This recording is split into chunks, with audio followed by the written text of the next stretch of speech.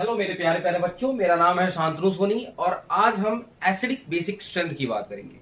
Acidic basic strength में सबसे पहले हम जो बात करने वाले हैं एसिडिक स्ट्रेंथ ऑफ अल्कोहल की। अल्कोहल आप जानते हैं क्या होता है।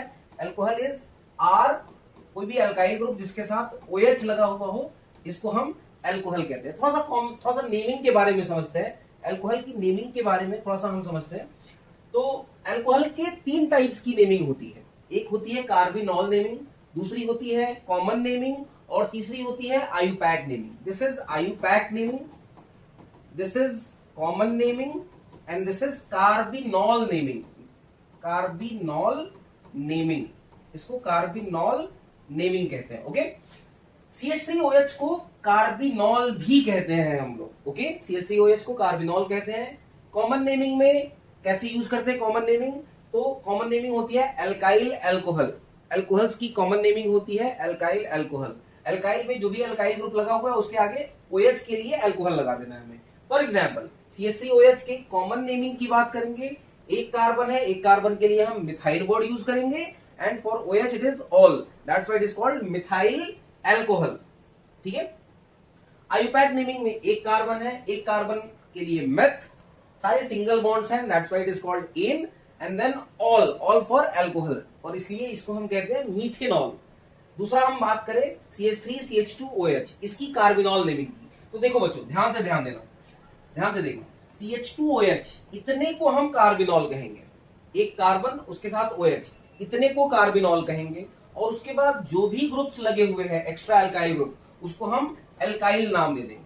जैसे एक एक्स्ट्रा कार्बन लगा हुआ है तो मिथाइल कार्बिनॉल, इसकी कार्बिनॉल नेमिंग होगी मिथाइल कार्बिनॉल। इसमें बात करें जरा कार्बिनॉल नेमिंग सबका देख लेते हैं। तो CH2OH को हम क्या कहेंगे? कार्बिनॉल। CH2OH को हम क्या कहेंगे? कार्बिनॉल। और दो एक्स्ट्रा कार्बन लगे हुए हैं तो क्या वर्ड यूज करेंगे? Ethyl. So it is ethyl carbinol. यहां पे देखो अगेन, इतने को कार्बिनॉल कहेंगे, दो एक्स्ट्रा मिथाइल लगे हुए हैं तो it is dimethyl and then carbinol. ठीक है। यहां पे देखें अगेन, इतने को ध्यान देना, इतने को हम कहते हैं कार्बिनॉल और उसमें 3 एक्स्ट्रा कार्बन्स लगे हुए हैं, so it is tri methyl carbinol. Carbinol naming इस तरह से वर्ड यूज करते हैं। कॉमन नेमिंग की बात करें तो कॉमन नेमिंग बड़ा ही आसान है, अल्काइल अल्कोहल। ठीक है। अल्काइल, जो भी अल्काइल ग्रुप लगा हुआ है उसके लिए अल्काइल। जैसे फॉर एग्जांपल यहाँ पे CH3 लगा हुआ है तो इसको हम कहते हैं methyl and then alcohol. Ethyl alcohol, propyl alcohol, इसका नाम क्या हो जाएगा? This is called isopropyl. इतने को हम कहते हैं isopropyl. Isopropyl alcohol. Okay, this is called isopropyl alcohol. This is tertiary butyl, 1 2 3 4 and this carbon is tertiary carbon, 3 degree carbon and that's why it is called tertiary butyl group. इतने को tertiary butyl group कहते हैं and then OH, तो it is called tertiary butyl alcohol. It is called as tertiary butyl alcohol. IUPAC naming बड़ी आसान होती है, बहुत सिंपल। 2 कार्बन के लिए एथ, एन, ऑल, जो कि सारे सिंगल बॉन्ड है इसलिए इथेनॉल। प्रोपेनॉल, इसका नाम क्या होगा? इसमें नंबरिंग करनी पड़ेगी, 1 2, 2 कार्बन है और मेन चेन में 2 कार्बन है और एक 1 पे मिथाइल लगा हुआ है, it is called methyl ethanol. 1 methyl ethanol. Okay, longest chain देखते हैं, 2 कार्बन की चेन है और 1 पे मिथाइल लगा हुआ है, it is called 1 methyl ethanol.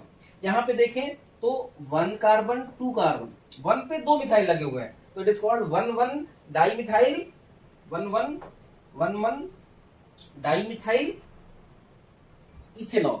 Okay, चलिए मेन जो हमारा यहाँ पे है जिसकी हम बात करने वाले हैं एसिडिक स्ट्रेंथ की। अल्कोहल की एसिडिक स्ट्रेंथ कैसे देखते हैं? तो अल्कोहल वाटर के साथ रिएक्ट करके, एक रिवर्सिबल प्रोसेस होता है, वाटर के साथ रिएक्ट करके इसका कॉन्जुगेट बेस RO- और इसका वाटर का कॉन्जुगेट एसिड H3O+ बनाता है। ओके, हम जानते हैं कि कोई भी reaction strong acid plus strong base give weak acid weak base की तरफ जाता है। ठीक है, स्ट्रॉन्ग एसिड बेसिक सा कॉन्सेप्ट है बेटा, बेसिक सा कॉन्सेप्ट है कि कोई भी reaction strong acid strong base give weak acid weak base की तरफ जाता है। ओके, हम इसके बारे में किसी दूसरे क्लास में डिस्कस करेंगे। फिलहाल हम एसिडिक स्ट्रेंथ ऑफ अल्कोहल की बात कर रहे हैं। अल्कोहल की एसिडिक स्ट्रेंथ किस पे डिपेंड करती है? तो कभी भी अल्कोहल की एसिडिक स्ट्रेंथ देखनी है आपको, कॉन्जुगेट बेस देखो। जैसे यहाँ पे ROH एसिड है, उसका कॉन्जुगेट बेस क्या है? RO minus. H+ निकालने के बाद जो बनता है it is called conjugate base. Okay, तो अल्कोहल का कॉन्जुगेट बेस एल्कोक्साइड आयन होता है। ओके, कोई भी एसिड स्ट्रॉन्गर एसिड होगा अगर उसका कॉन्जुगेट बेस स्टेबल होगा। Acidic strength is directly proportional to stability of conjugate base. Basically alkoxide ion यहां पे बन रहा है तो हम कह सकते हैं स्टेबिलिटी ऑफ एल्कोक्साइड आयन। कोई भी electron withdrawing group conjugate base की स्टेबिलिटी को बढ़ाता है। कैसे बढ़ाता है? ऑब्वियसली हम एक सिंपल सा फंडा होता है कि more the dispersion of charge more will be stability. तो अगर कोई भी ऑक्सीजन पे नेगेटिव चार्ज है और उससे कोई भी इलेक्ट्रॉन विड्रॉइंग ग्रुप लगा हुआ है, इलेक्ट्रॉन विड्रॉ करेगा अपनी तरफ, और अगर अपनी तरफ विड्रॉ करेगा तो इस नेगेटिव चार्ज को कम करेगा, चार्ज डेंसिटी कम हो जाएगी, स्टेबिलिटी बढ़ जाएगी। ओके, तो कोई भी इलेक्ट्रॉन विड्रॉइंग ग्रुप स्टेबिलिटी को बढ़ाता है। और अगर कॉन्जुगेट बेस की स्टेबिलिटी बढ़ गई, अगर कॉन्जुगेट बेस की स्टेबिलिटी बढ़ गई तो कोरस्पॉन्डिंग एसिड की एसिडिक स्ट्रेंथ बढ़ जाएगी। ऑब्वियसली कोई भी डोनेटिंग ग्रुप क्या करेगा? नेगेटिव चार्ज की डेंसिटी को बढ़ा देगा, और जैसे ही इलेक्ट्रॉन की डेंसिटी बढ़ जाएगी स्टेबिलिटी कम हो जाएगी, एसिडिटी कम हो जाएगी। ओके, चलिए आगे बढ़ते हैं। जैसे एक सिंपल सा एग्जांपल लेता हूं, यहाँ पे CH3OH, CH3CH2OH, CH3CH2CH2OH, यानी कि methyl alcohol, ethyl alcohol and propyl alcohol. Methyl alcohol में अगर मैं बात करूं तो हमारे पास एक CH3 ग्रुप है, डोनेटिंग ग्रुप है। कोई भी electron donating group acidic strength को घटाएगा, तो ये क्या करेगा? इलेक्ट्रॉन डोनेटिंग पावर है। लेकिन यहाँ पे देखो बच्चों, ध्यान से देखना, यहाँ पे क्या है? 2 कार्बन है। जितने ज्यादा कार्बन, इलेक्ट्रॉन डोनेटिंग पावर उतनी ज्यादा। इलेक्ट्रॉन डोनेटिंग पावर जितनी ज्यादा होगी, एसिडिक स्ट्रेंथ, इसकी स्टेबिलिटी उतनी ही क्या हो जाएगी? कम हो जाएगी। तो सबसे लीस्ट स्टेबल ये है। क्यों? क्योंकि इसकी इलेक्ट्रॉन डोनेटिंग पावर सबसे ज्यादा है, चार्ज डेंसिटी सबसे ज्यादा है, और चार्ज डेंसिटी ज्यादा होगी तो स्टेबिलिटी कम हो जाएगी, एसिडिक स्ट्रेंथ कम हो जाएगा। इसके corresponding acid, this is acid, ये है एसिड, और ये है उसका कॉन्जुगेट बेस। तो इसके कॉन्जुगेट बेस चूंकि अनस्टेबल है, that's why this acid will be a weaker acid. Okay, तो सबसे स्ट्रॉन्गर एसिड मीथेनॉल होता है, देन इथेनॉल, देन प्रोपेनॉल। जैसे जैसे कार्बन की संख्या बढ़ेगी एसिडिक स्ट्रेंथ क्या होगा? बताओ, जल्दी जल्दी बताओ। जैसे जैसे कार्बन की संख्या बढ़ेगी एसिडिक स्ट्रेंथ घटेगी। सिमिलर विद सिमिलर सिचुएशन एकदम देख लो बेटा, वही है। यहाँ पे एक R ग्रुप लगा हुआ है, डोनेटिंग होता है। 2 R ग्रुप और ज्यादा डोनेटिंग, 3 R ग्रुप और ज्यादा डोनेटिंग। जितने ज्यादा डोनेटिंग ग्रुप होंगे कॉन्जुगेट बेस इसका अनस्टेबल होता जाएगा। कॉन्जुगेट बेस जितना ही अनस्टेबल होगा एसिडिक स्ट्रेंथ उतनी ही कम होगी। तो ऑब्वियसली इसकी 3 डिग्री की एसिडिक स्ट्रेंथ सबसे कम होगी, then 2 degree, then 1 degree. Okay, तो अल्कोहल्स की एसिडिक स्ट्रेंथ अगर हमें देखना है तो एक सिंपल सा रूल अप्लाई कर सकते हैं। 1 डिग्री अल्कोहल की एसिडिक स्ट्रेंथ ज्यादा होगी, then 2 degree, then 3 degree. Similar concept इस नेक्स्ट क्वेश्चन में अप्लाई करते हैं। तो चलो, ऑब्वियसली दिख रहा है जिस कार्बन से OH लगा हुआ है वो 3 कार्बन से जुड़ा हुआ है। जिस कार्बन से OH लगा हुआ है वो 1 कार्बन से लगा हुआ है। जिस कार्बन से OH लगा हुआ है वो 2 कार्बन से लगा हुआ है, and that's why it is 2 degree, this is 1 degree and this is 3 degree. अभी मैंने आपको बताया 1 डिग्री अल्कोहल की एसिडिक स्ट्रेंथ सबसे ज्यादा होती है, then 2 degree, then 3 degree, and that's why the correct acidic strength order will be 2, ये 1 है, ये 2 है, और ये 3rd है। तो 2 की एसिडिक स्ट्रेंथ सबसे ज्यादा, then 3, and then least will be 1। Okay, चलिए नेक्स्ट एग्जांपल की तरफ चलते हैं। ये देखो, बड़ा बड़ा बढ़िया एग्जांपल, बहुत ही खूबसूरत एग्जांपल है एसिडिक स्ट्रेंथ बताने का। 3 H है हमारे पास इस कंपाउंड में, HA, HB और HC। ओके, और तीनों की एसिडिक स्ट्रेंथ का ऑर्डर बताना है, कौन सबसे ज्यादा एसिडिक है, कौन सबसे कम एसिडिक है। ओके, तो यहाँ पे हम क्या देखेंगे? तीनों के कॉन्जुगेट बेस मैंने देखो यहाँ पे रेडीमेड बना के रखा हुआ है, सो दैट हम लोग जल्दी जल्दी डिस्कस कर पाए। ओके, तो तीनों के कॉन्जुगेट मैंने बेस बना के रखा हुआ है। जिसका कॉन्जुगेट बेस सबसे ज्यादा स्टेबल होगा, जिसका कॉन्जुगेट बेस सबसे ज्यादा स्टेबल होगा, उस एसिड की एसिडिक स्ट्रेंथ सबसे ज्यादा होने वाली है। तो देखो, यहां पे देखो नेगेटिव चार्ज में कोई रेजोनेंस नहीं है, किसी टाइप का कोई रेजोनेंस नहीं है। यहां पे नेगेटिव चार्ज ये इधर जा रहा है, ये वाला इधर जा रहा है और ये वाला इधर आ रहा है, नेगेटिव चार्ज रेजोनेंस में है। यहां भी अगर ध्यान से देखो तो नेगेटिव चार्ज इतना तो रेजोनेंस में ही है, इतना रेजोनेंस में है। नेगेटिव चार्ज का इतना वाला पार्ट, सिर्फ इतना, अगर सिर्फ उतने को लिखूं मैं तो देखो ऐसा है, ये ऐसा है, तो ये वाला इलेक्ट्रॉन इधर जाएगा, ये वाला इलेक्ट्रॉन उधर जाएगा और जिससे जो रेजोनेटिंग स्ट्रक्चर बनेगा उसका ये वाला होगा। तो ऑब्वियसली हमें दिख रहा है कि सबसे ज्यादा रेजोनेंस, लीनियर रेजोनेंस, सबसे ज्यादा कॉन्जुगेशन इसमें है, and that's why B will be the most acidic one.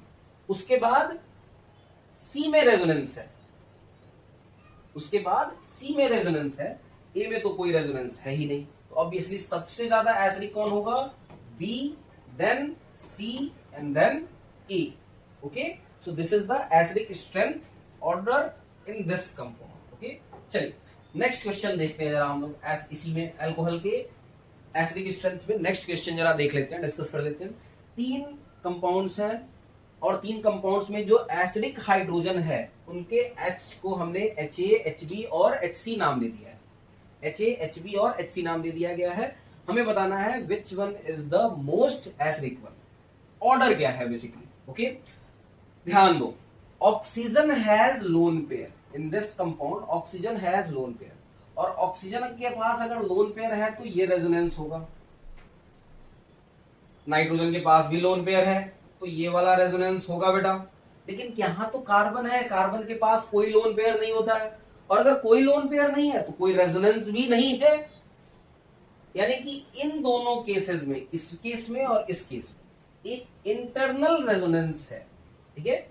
और इसका तीनों के कॉन्जुगेट बेस मैंने बनाए हैं, तो ऑब्वियसली ये वाला तो तीनों में है, ये वाला रेजोनेंस तो तीनों में है, ये वाला रेजोनेंस देख लो बेटा, तीनों में है, तीनों कंपाउंड में है ये वाला रेजोनेंस। ओके, ये वाला रेजोनेंस तीनों में है, लेकिन ये वाला रेजोनेंस एक, क्या कहते हैं इसको, इंटरनल रेजोनेंस, ठीक है ना। ये वाला तो रेजोनेंस हो ही रहा है, साथ में ये वाला CO ग्रुप इस ऑक्सीजन के साथ भी रेजोनेंस कर रहा है, और अगर ऑक्सीजन के साथ भी रेजोनेंस करेगा तो क्या होगा, इसके रेजोनेंस करने की टेंडेंसी कम हो जाएगी, इसके रेजोनेंस करने की टेंडेंसी कम हो जाएगी, कम समय दे पाएगा रेजोनेंस में ये वाला। ऑब्वियसली ये सबसे ज्यादा रेजोनेंस होगा, and that's why B will be the most acidic one. अच्छा, 1 और 3 में आ जाओ, 1 और 3 में आ जाओ। 1 और 3 में अगर मैं बात करूं तो ऑक्सीजन की सिंस इलेक्ट्रॉन नेगेटिविटी ज्यादा होती है, इलेक्ट्रॉन देने की टेंडेंसी कम होती है, इसलिए इसके इंटरनल रेजोनेंस करने की टेंडेंसी, इंटरनल रेजोनेंस करने की टेंडेंसी कम हो जाएगी। यहां पे नाइट्रोजन की सिंस इलेक्ट्रोनेगेटिविटी कम होती है, इंटरनल रेजोनेंस करने की टेंडेंसी क्या हो जाएगी, बढ़ जानी है बेटा। यानी कि इसमें इंटरनल रेजोनेंस ज्यादा होगा, इंटरनल रेजोनेंस ज्यादा होगा, एसिडिक स्ट्रेंथ, स्टेबिलिटी कम हो जाएगी, क्योंकि ये वाला रेजोनेंस नहीं हो पाएगा। ऑब्वियसली 2 सबसे ज्यादा एसिडिक था, उसके बाद 1 होगा एंड देन 3 होगा।